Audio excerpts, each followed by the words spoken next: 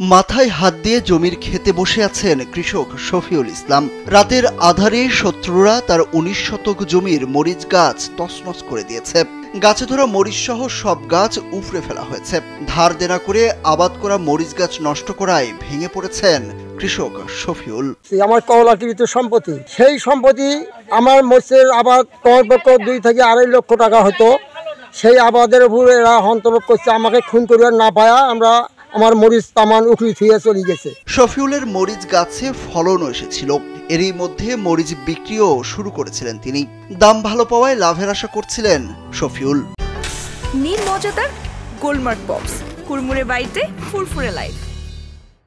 সবকিছু ঠিক থাকলে মৌসুম শেষে বেচা বিক্রির পরিমাণ দাঁড়াতো ২ লাখ টাকার বেশি। স্থানীয়রা জানান জমিটি গ্রামের এক নারীর কাছ থেকে কিনে নেন শফিউল।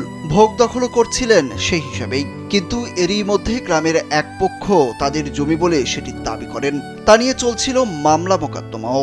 দুই পক্ষের বিরোধেই মরিচ গাছ উপড়ে ফেলা হয়েছে বলছেন অনেকেই। তবে গ্রামবাসী এও বলছেন ক্ষেতের সঙ্গে শত্রুতা কোনো সমাধান নয়, এ কাজে জড়িতদের শাস্তি হওয়া দরকার বলেও মনে করেন তারা।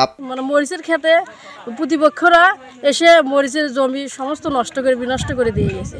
আজকে সকালে দেখা যায় যে এই মরিচ গাছ প্রতিপক্ষরা ক্ষতি করে চলে গেছে। কৃষির উপর যদি কেউ হানা দেয় তবে এটা আমাদের কষ্টদায়ক একটা বিষয়, কারণ আমরা এটার উপরে নির্ভর করে চলি। কারণ আমাদের দেশের যদি সম্পদে যদি আমরা দেশকে না দিতে পারি তাহলে দেশ চলবে কিভাবে। এদিকে কৃষক শফিউল ইসলামের অভিযোগের বিষয়ে অভিযুক্ত পাপলু মিয়া জানান এই জমিটি তাদের পৈতৃক সম্পত্তি, কিন্তু মূল মালিক জমিটি বিক্রি করে দিয়েছেন শফিউল ইসলামের কাছে। এখন তারা নিজেরাই মরিচ গাছ উপড়ে ফেলে তাদের উপর দোষ চাপাচ্ছেন।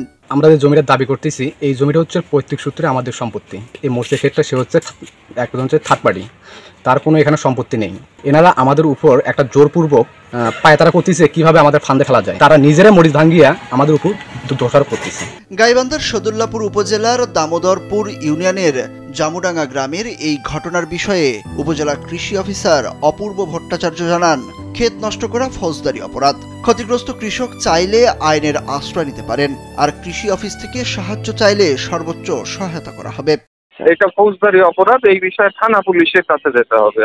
আর আমাদের বিষয় হলো যে দাপ্তরিক ওইভাবে তো কোনো সহযোগিতা নাই, তবে সামনে আমরা আমাদের কোনো প্রণোদনা পুনর্বাসন কর্মসূচির ভিতরে তাকে হয়তো অ্যাকোমোডেট করে দিতে পারবো। গ্রামবাসীরা জানান টাকা পয়সা খরচ করে সবাই আবাদ করেন, এভাবে ক্ষেত নষ্ট কোনো সমাধান হতে পারে না। তাই বিষয়টি প্রশাসনকে খতিয়ে দেখার আহ্বান তাদের। সুরুজ আহমেদ, কালবেলা।